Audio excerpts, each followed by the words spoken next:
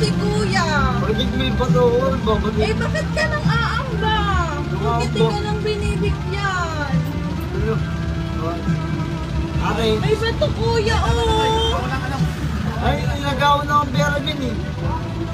Sinang nang agaw sa'yo? Bakit ka may bato dyan? Maraganda. Oh, bakit nandito ka? Ba't kailangan may ganyan? Lumaban ka ng patas kuya. Laban mo sa kanila. Bumaba ka na, hindi yung ganyan. Balikan mo sila.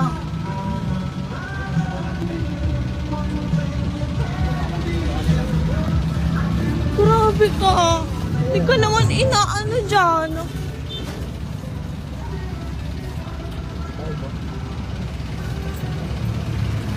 Parang tanga. Kanina pa siya, kalabit pa siya ng kalabit. Baliwa tayo.